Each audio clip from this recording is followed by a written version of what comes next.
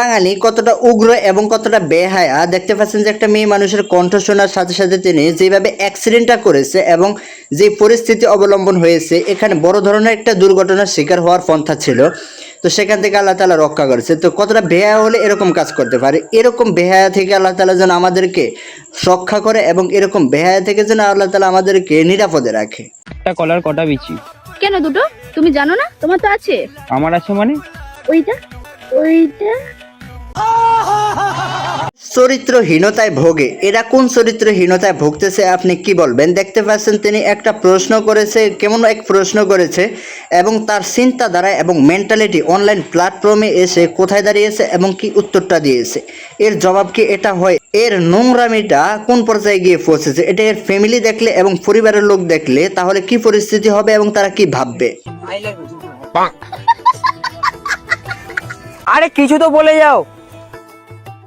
ধুর বারা হাগা পেয়ে যাও। রাস্তাঘাট কিংবা বিভিন্ন স্থানে যারা এই সমস্ত অশালীন কার্যক্রম করার জন্য এগিয়ে আসেন তাদের জন্য এই ভিডিওটা। দেখতে পাচ্ছেন যে তারা কি এক অশালীন ভিডিও বানিয়েছে, যেই কথাগুলো মুখে আনতেও হচ্ছে মানে লজ্জাজনক এবং হচ্ছে বিপজ্জনক মনে করা যায়, সেগুলো দেখতে পাচ্ছেন যেভাবে ছড়াচ্ছে। এটা সমাজ এবং এই দেশের মানুষ এই কথার দ্বারা কি শিখবে এবং কি শিখছে। ও ঠাকুমা, তুমি কখনো রকেটে বসেছো? হ্যাঁ বসেছি, তোর দাদুর রকেটে বসেছি।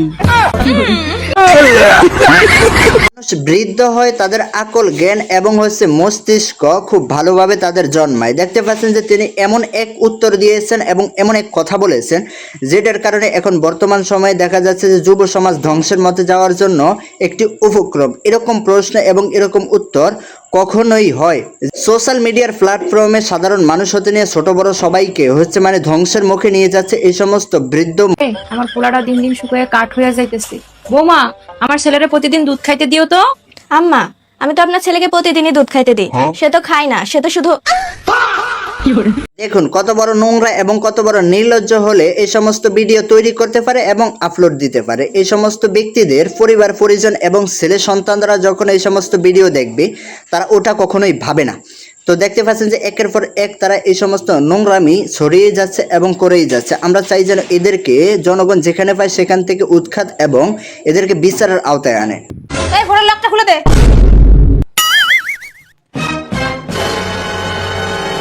এই তোর মাসির কাছে ফোন লাগাই দে।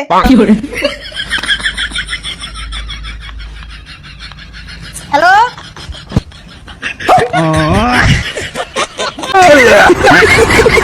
পরকীয়া এমন একটা জিনিস যেটা প্রত্যেকটা ঘরে ঘরে এবং প্রত্যেকটা স্থানে প্রতিনিয়ত হয়ে আসছে। আমরা চাই এই পরকীয়া থেকে মানুষদেরকে রক্ষা করা। এই পরকীয়া থেকে রক্ষা করতে হলে তাহলে এই মহিলা মানুষদেরকে হচ্ছে এই অ্যান্ড্রয়েড ফোন থেকে বিরত রাখতে হবে, তাহলে হচ্ছে পরকীয়া থেকে বাঁচা যাবে। তার কারণ না হলে ঘরের পুত্রবধূ এবং ঘরের ভালো ভালো মানুষ দেখা যাচ্ছে যে পরকীয়া লিপ্ত রয়েছে। দেখতে পাচ্ছেন যে পরকীয়ার কারণে মোবাইলটা চেয়েছে, তার পরিস্থিতিটা কি হয়ে গিয়েছে। তুই 12 বাতারি, তোর সদ্য গোষ্ঠী 12 বাতারি। সাহস কত আমারে 12 বাতারি বলে? আচ্ছা দোষ, 12 বাতারি অর্থ কি রে? আমি জানি, আমি বলবো। আচ্ছা বল। যারা সকাল 8টার ভাত দুপুর 12টায় খায় তাদেরকে 12 ভাতারি বলে। ও, তাহলে তো আমি 12 বাতারি, আমার সদ্য গোষ্ঠী 12 বাতারি। আমি 12 বাতারি, আমার সদ্য গোষ্ঠী 12 বাতারি। দেখুন প্রত্যেকটা সমাজে এরকম ঝগড়াটে কিছু মহিলা থাকে। দেখতে পাচ্ছেন যে যেখানে না সেখানে মানুষদেরকে বিভিন্ন অশালীন ভাষায় গালিগালাজ এবং অশালীন ভাষায় কথা বলে। তারা এরকম এক পরিস্থিতি অবলম্বন করে কথা বলে যে দেখা যাচ্ছে নিজে একদম নির্দোষ এবং দোয়া তুলসী পাতা, যে পুনরায় যদি নিজেটাকে নিজে বিবেচনা করে দেখে যে সম্পূর্ণ দোষ নিজের ভিতরে রয়েছে এবং সকলের নিচে তিনি। এরকম পরিস্থিতি দেখতে পাচ্ছেন যে পরবর্তীতে এই ছোট বাচ্চাটার এই জ্ঞানের দ্বারা তিনি বুঝতে পেরেছে তিনি নিজেই 12 বাতারি। খেলতে যাই, চল যাই। কিরে ঝন্টু, এডি কি তোর মা? হ্যাঁ। বাহ, তোর মা তো খুব সুন্দর। তা তোর মার কি বিয়ে হয়েছে?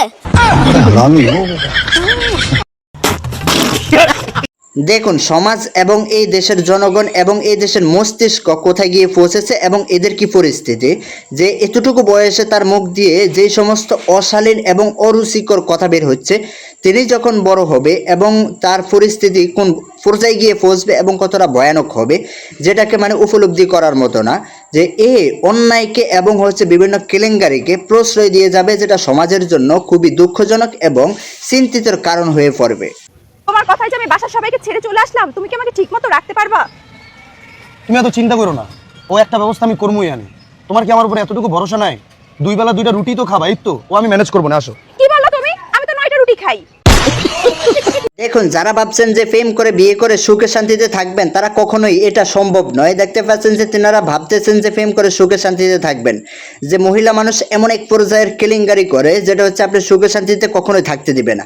যে প্রেম করার সময় বিভিন্ন প্রলোভন দেখাবে এবং প্রেম যখন পূর্ণতা পাবে তখন এমন এক কেলেঙ্কারি বাজিয়ে দিবে যেখানে হচ্ছে আর সম্ভব নয় নিজেকে কন্ট্রোলে রাখা, যেখানে হচ্ছে 2টো রুটি তার হবে না, তার 9টাই লাগবে। বাপের বাড়িতে 9টা খাইতে ওই 9টাই লাগবে। এগুলা বোঝেন যে আপনি কোন পর্যায়ে যাবেন এবং কোন রাস্তা বহন করে নেবেন।